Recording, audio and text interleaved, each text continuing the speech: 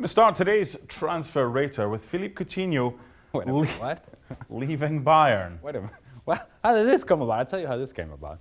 Because Barcelona is desperate, somehow, to free up some money somewhere so that they can go chase some striker that may just fill in the position for Luis Suarez. It all seems very well planned out by Barcelona, and it's too many moving parts. I just don't see it happening. Coutinho will stay at Bayern for the time being. This has cropped up a few times. It's cropped up for various teams, but more recently, Spurs. Now, it's going to take a little bit of Real Madrid saying we'll pay a chunk of his wages because most teams couldn't afford him. It's like a weekly thing with this guy, and it's a weekly conversation.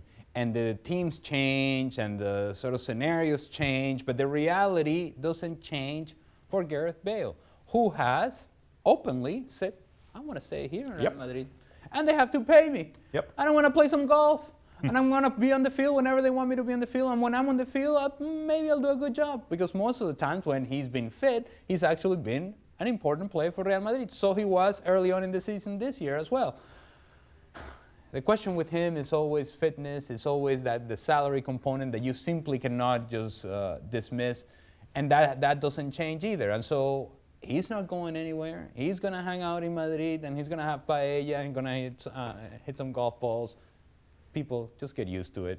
He doesn't seem to be going anywhere anytime soon. I suppose the Welsh national team are hoping that he gets more regular game time because of the Euros, but you're right, the situation that it's not his fault. Yeah, but by the way, when he goes to Wales, it's like a new life. It's like a rebirth. It is, but you know, Ali, you played the game at the top level. You've still got to have that fitness from playing on a regular basis. You can't just show up because you're. I hear you. I hear you. But there is something to be said about when you can breathe again.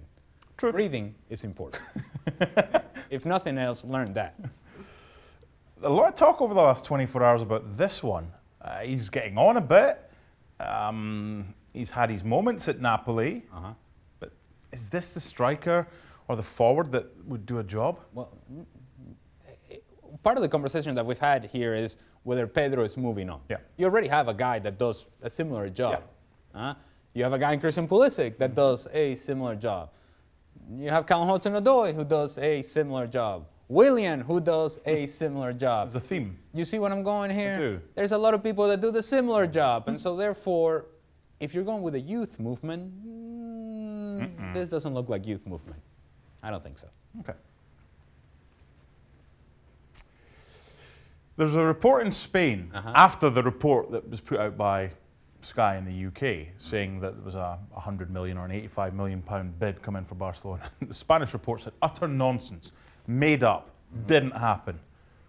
Who do you believe? Okay, let me tell you something. We're gonna go back. We're gonna go back. We're gonna go back. You see, this is why they want to do this, right? Because they want to manufacture some sort of money so that they can do. Well, we're going this way, so they can do this, all right?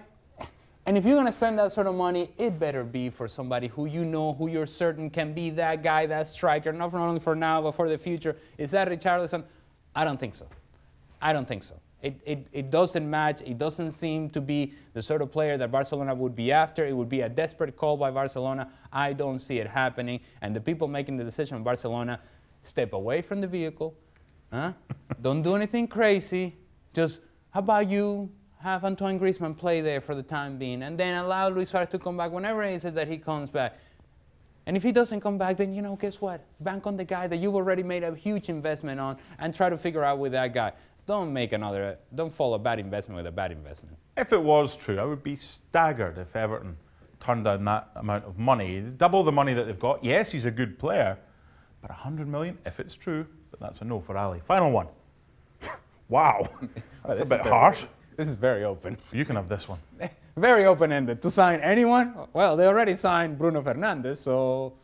That kind of counts, doesn't it? Yeah, it does count. That's what I think. Well, there you go. So, to sign anyone... Anyone else, then? Yeah, anyone else, I suppose. It's wide open out there. It's whether you can find the player that you think can be yet another piece. The puzzle for Manchester United is all over the place. It's all over the place. So now you have a couple of pieces. You have Marcus Rashford, that you know is going to be an important piece. You have a couple other guys that you can add on to that, including Bruno Fernandes.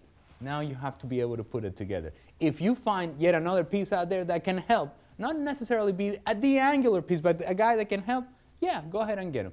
If not, then again, don't just go chasing players for the sake of chasing players. Don't make a bad decision to make up for another bad decision.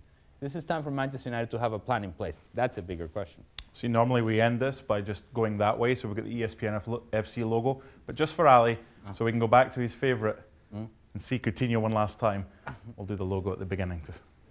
Well, thank you very much for watching ESPN on YouTube. For more sports highlights and analysis, be sure to download the ESPN app. And for live streaming, premium content, and let's not forget as well, ESPN FC 7 days a week. Subscribe to ESPN Plus.